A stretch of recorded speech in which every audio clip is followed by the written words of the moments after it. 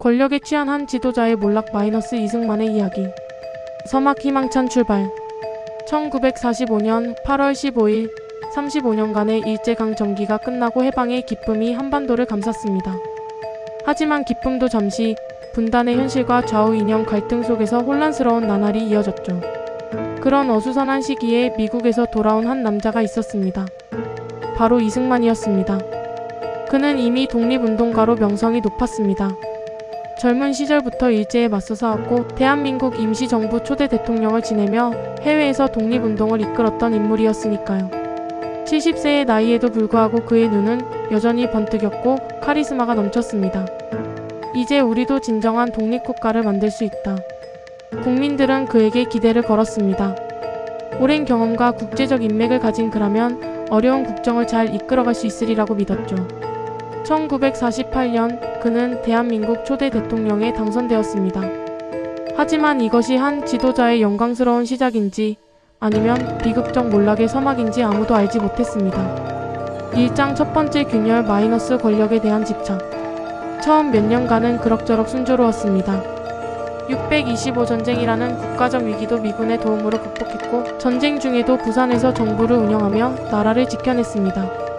국민들은 역시 이승만 대통령이 아니었다면 우리나라는 공산주의에 넘어갔을 것이라고 생각했죠. 하지만 시간이 흐르면서 이상한 조짐이 나타나기 시작했습니다. 1952년 대통령 선거가 다가오자 이승만은 초조해했습니다. 당시에는 국회에서 대통령을 선출하는 간선제였는데 국회의원들 사이에서 그에 대한 지지가 예전만 못했기 때문입니다. 내가 물러나면 이 나라가 어떻게 될 것인가? 공산주의자들이 득세하면 어쩌지? 그는 진심으로 자신만이 나라를 구할 수 있다고 믿었습니다. 그래서 위험한 결정을 내렸죠. 계엄령을 선포하고 국회의원들을 압박해서 헌법을 개정하도록 강요했습니다. 직선제로 바꾸면 자신이 당선될 확률이 높다고 판단했기 때문입니다. 이것은 민주주의를 위한 것이다. 국민이 직접 대통령을 뽑는 것이 진정한 민주주의 아니겠는가? 하지만 이는 명분일 뿐이었습니다. 실제로는 권력을 유지하기 위한 수단이었죠. 국회의원들과 국민들 사이에서 대통령이 법을 어기면서까지 권력을 잡으려 한다는 불만의 목소리가 나오기 시작했습니다. 2장 깊어지는 어둠 마이너스 독재의 그림자. 재선에 성공한 이승만은 더욱 강경해졌습니다. 반대하는 목소리들이 점점 거슬렸죠. 야당 정치인들은 그를 비판했고 언론은 정부 정책의 문제점을 지적했습니다. 하지만 그는 이런 비판들을 건전한 민주주의의 일부로 받아들이지 못했습니다. 저들이 나를 공격하는 것은 결국 나라를 위험에 빠뜨리려는 것이다. 혹시 빨갱이들과 연결된 것은 아닐까? 냉전 시대의 극도로 팽팽한 긴장감 속에서 그는 모든 반대 세력을 공산주의자로 의심하기 시작했습니다. 야당 정치인 조봉암은 진보당을 만들어 평화통일을 주장했다가 간첩 혐의로 사형당했습니다. 언론은 검열을 받았고 대학교에서도 학생들의 정치활동이 금지되었죠. 어느 날 한 대학생이 친구에게 이런 말을 했습니다. 요즘 무서워서 아무 말도 못하겠어. 정부를 조금이라도 비판하면 빨갱이로 몰려. 이게 우리가 꿈꾸던 자유민주주의야? 경찰은 곳곳에 정보원을 심어놓고 국민들을 감시했습니다. 자유롭게 의견을 표현하던 문화는 점점 사라져갔고 사람들은 서로를 의심하며 살아야 했습니다. 이승만 정권은 반공이라는 명분 하에 많은 무고한 사람들을 희생시켰습니다. 특히 제주 43 사건은 가장 참혹한 비극 중 하나였습니다. 1948년 4월 3일 제주도에서 남북 분단에 반대하며 단독정부 수립을 거부하는 봉기가 일어났습니다. 하지만 이승만 정부는 이를 공산주의자들의 폭동으로 규정하고 무자비한 진압에 나섰죠. 제주도민 김씨 할아버지는 당시를 이렇게 회상했습니다. 우리는 그냥 평범한 농민들이었어. 정치 같은 건 잘 몰랐지. 그런데 어느 날 갑자기 토벌대가 들이닥쳐서는 빨갱이라며 총을 들이댔어. 군인과 경찰, 서북청년단 등으로 구성된 토벌대는 무차별적으로 제주도민들을 학살했습니다. 마을 전체가 불타고 가족들이 뿔뿔이 흩어졌습니다. 중산간 지역 마을들은 아예 지도에서 사라져버렸죠. 9살 소녀였던 한 생존자는 이렇게 증언했습니다. 우리 할머니가 나를 등에 업고 동굴로 피했어요. 밖에서는 총소리가 계속 들렸고 며칠 후 나왔을 때 우리 마을은 아무것도 남지 않았어요. 모든 게 제가 되어 있었어요.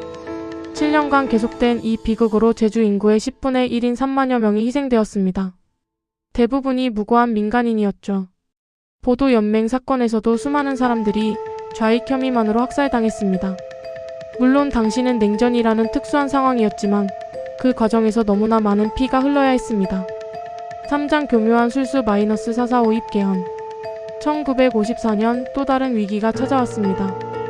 헌법상 대통령은 연임만 가능했는데 이승만은 이미 두 번째 임기를 시작했습니다. 법적으로는 더 이상 대통령을 할 수 없는 상황이었죠. 하지만 그는 물러설 생각이 없었습니다. 내가 없으면 이 나라는 공산주의자들에게 넘어간다. 나는 책임감 때문에 물러날 수 없다. 그래서 그는 또 다시 헌법을 바꾸려고 했습니다. 초대 대통령에 한해서는 3선 제한을 받지 않는다는 조항을 넣으려고 했죠. 하지만 국회에서는 반대가 심했습니다. 개헌안이 표결에 붙여졌을 때 찬성 135표, 반대 60표, 기권 7표가 나왔습니다. 개헌을 위해서는 재적 의원 3분의 2 이상의 찬성이 필요했는데 그 기준은 135.33표였습니다. 정확히 135표였으니 0.33표가 부족한 상황이었죠. 그런데 정부는 놀라운 해석을 내놓았습니다. 135.33에서 소수점 이하는 4452로 계산하면 135가 됩니다. 따라서 개헌안은 통과되었습니다. 국회의장 이기붕이 이렇게 선언하자 야당 의원들은 경악했습니다. 이게 말이 됩니까? 사람을 0.33명이라고 할 수 있습니까? 이것은 헌법을 농락하는 행위입니다. 하지만 이미 늦었습니다. 4.45 개헌은 그렇게 기괴하게 통과되었고 이승만은 3선의 길을 열어놓았습니다. 이 사건은 국민들에게 큰 충격을 주었습니다. 법치주의와 민주주의에 대한 믿음이 크게 흔들렸죠. 사장 몰락의 전주곡 -3선과 측근 정치.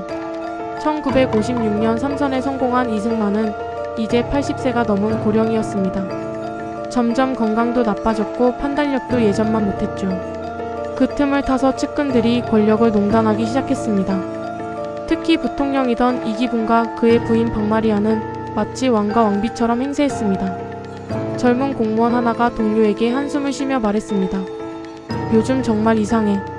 대통령께 보고할 일이 있어도 먼저 이기붕 부통령 눈치를 봐야 해.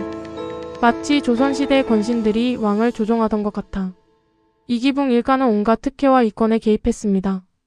이기붕의 양아들 이강석은 어린 나이에도 불구하고 국회의원에 당선되었는데 이는 명백히 부정한 방법이었습니다. 국민들은 이게 무슨 왕조국가냐며 분노했지만 이승만은 이런 상황을 제대로 파악하지 못했습니다. 나이가 들면서 그는 점점 현실 감각을 잃어갔습니다. 주변에서는 좋은 소리만 들려주었고 국민들의 진짜 목소리는 그에게 전해지지 않았죠. 그는 여전히 자신이 국민의 사랑을 받는 위대한 지도자라고 믿고 있었습니다. 오장 파멸의 시작 -315 부정선거. 1960년 운명의 해가 다가왔습니다. 사선을 노리는 이승만과 그의 측근들은 이번에도 권력을 놓칠 생각이 없었습니다. 하지만 야당의 저항도 만만치 않았죠. 민주당의 조병옥이 대통령 후보로 나섰고 국민들의 지지도 상당했습니다. 그런데 선거를 2달 앞두고 조병옥이 갑자기 병으로 세상을 떠났습니다. 대통령 선거는 이승만의 단독 후보가 되었지만 부통령 선거는 여전히 치열했습니다. 민주당의 장면과 이승만 측근인 이기붕이 맞붙었죠. 이기붕과 그의 세력들은 불안했습니다. 장면이 부통령이 되면 우리 입지가 위험해질 것이다. 반드시 이기붕이 당선되어야 한다. 그들은 온갖 부정한 방법을 동원하기로 결심했습니다. 경찰과 공무원들을 총동원해서 선거를 조작하라고 지시했죠. 내무부 장관 최인규는 각 지방에 극비 지시를 내렸습니다. 이번 선거는 반드시 이기붕 후보가 이겨야 한다. 모든 수단을 동원하라. 3월 15일 선거일 전국적으로 전례 없는 부정선거가 자행되었습니다. 미리 투표함에 표를 넣어두고 야당 참관인을 쫓아내고 투표용지를 바꿔치기 했습니다. 어떤 곳에서는 죽은 사람의 이름으로도 투표가 이루어졌죠. 마산의 한 투표소에서는 이런 일이 벌어졌습니다. 야당 참관인은 나가세요. 여기서 더 이상 볼 일이 없습니다. 무슨 권리로 우리를 내쫓습니까? 이것은 명백한 선거법 위반입니다. 하지만 경찰이 강제로 야당 참관인들을 끌어내고 그 사이에 미리 준비한 투표함으로 바꿔치기 했습니다. 이런 일이 전국 곳곳에서 벌어졌습니다. 6장 분노의 폭발 -419 혁명. 부정선거의 결과가 발표되자 국민들의 분노가 폭발했습니다. 특히 젊은 학생들은 참을 수 없었죠. 마산에서 시위가 시작되었고 경찰이 시위대에 발포하면서 상황은 심각해졌습니다. 그리고 4월 11일 충격적인 사건이 일어났습니다. 마산 앞바다에서 고등학생 김주열의 시신이 떠올랐는데 눈에 최루탄이 박혀 있었습니다. 부정선거에 항의하다가 경찰의 총탄에 맞아 죽은 것이었죠. 이 소식이 전해지자 전국의 학생들이 들고 일어났습니다. 우리는 더 이상 참을 수 없다. 민주주의를 돌려달라. 4월 19일 서울의 대학생들이 거리로 나섰습니다. 고려대, 성균관대, 서울대 학생들이 하나둘 모여들었고 곧 수만 명의 인파가 되었습니다. 그들의 구호는 간단하지만 강력했습니다. 이승만 물러가라. 부정선거 무효. 하지만 경찰은 학생들을 향해 총을 쏘기 시작했습니다. 젊은 학생들이 하나둘 쓰러져갔습니다. 그러자 시민들도 거리로 나왔습니다. 학생들만의 시위가 아니라 온 국민의 항거가 된 것이었죠. 대학생 하나가 피를 흘리며 친구에게 말했습니다. 우리가 죽더라도 이 나라에는 진짜 민주주의가 와야 해. 경무대 지금의 청와대 앞까지 밀려든 시위대를 보면서 이승만은 경악했습니다. 그는 여전히 상황을 이해하지 못했죠. 왜 국민들이 나에게 등을 돌리는 것인가? 내가 이 나라를 위해 얼마나 헌신했는데. 실장 몰락과 망명 마이너스 권력의 최후. 시위는 며칠간 계속되었고 희생자는 늘어만 갔습니다. 마침내 4월 25일 절체절명의 순간이 왔습니다. 대학 교수들까지 거리로 나와 시위에 동참한 것입니다. 학생들의 피해 보답하라. 민주주의를 수호하라. 평생 상아탑에서 조용히 학문만 연구하던 교수들까지 나선 것을 보고 이승만은 마침내 절망했습니다. 그제야 자신이 완전히 고립되었다는 것을 깨달았죠. 측근들조차 하나둘 등을 돌렸습니다. 군부에서도 더 이상 진압작전을 펼칠 수 없다고 했습니다. 미국도 이승만에게 퇴진을 권고했죠. 4월 26일 이승만은 라디오 방송을 통해 하야 성명을 발표했습니다. 나는 국민이 원한다면 대통령직에서 물러날 용의가 있습니다. 하지만 그의 목소리에는 여전히 억울함과 분노가 섞여 있었습니다. 마지막 순간까지도 자신의 잘못을 인정하지 않았죠. 5월 29일 이승만은 미군기를 타고 하와이로 떠났습니다. 김포공항에는 아무도 배웅 나오지 않았습니다. 한때 절대 권력을 누렸던 대통령의 처량한 마지막이었죠. 비행기 창밖을 바라보며 그는 생각했습니다.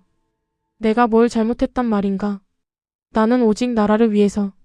하지만 이미 늦었습니다. 역사는 그에게 등을 돌렸고 국민은 새로운 미래를 향해 나아가고 있었습니다. FI의 로지우의 권력이 남긴 교훈. 이승만은 1965년 하와이에서 90세의 나이로 생을 마감했습니다. 죽을 때까지도 자신이 언젠가는 한국으로 돌아갈 수 있을 것이라고 믿었다고 합니다. 분명히 그는 일제강점기에 조국의 독립을 위해 헌신한 애국자였습니다. 해외에서 외교활동을 펼치며 한국의 독립의지를 세계에 알린 공로도 있습니다. 초대 대통령으로서 혼란스러운 나라를 안정시키고 625 전쟁을 극복한 것도 인정받을 만한 업적입니다. 하지만 권력을 얻은 후에 그의 모습은 전혀 달랐습니다. 권력에 취해 민주주의를 훼손했고 국민의 자유를 억압했으며 결국 부정선거라는 최악의 선택을 했습니다. 그 결과 수많은 젊은이들이 피를 흘려야 했습니다. 이승만의 이야기는 우리에게 소중한 교훈을 남깁니다. 아무리 위대한 업적이 있다 하더라도 권력을 사유화하고 국민의 뜻을 무시하면 결국 역사의 심판을 받게 된다는 것입니다. 권력은 국민으로부터 나오는 것이며 언제든 국민에게 돌아가야 한다는 민주주의의 기본 원리를 그는 잊어버렸습니다. 오늘날 우리가 누리는 민주주의는 419 혁명에서 희생된 젊은 영혼들의 피 위에 세워진 것입니다. 그들의 숭고한 희생을 기억하며 다시는 권력이 국민 위에 군림하는 일이 없도록 경계해야 할 것입니다. 권력은 부패하고 절대 권력은 절대적으로 부패한다는 말처럼 이승만의 몰락은 권력의 견제와 균형이 얼마나 중요한지를 보여주는 역사의 산 교훈인 것입니다.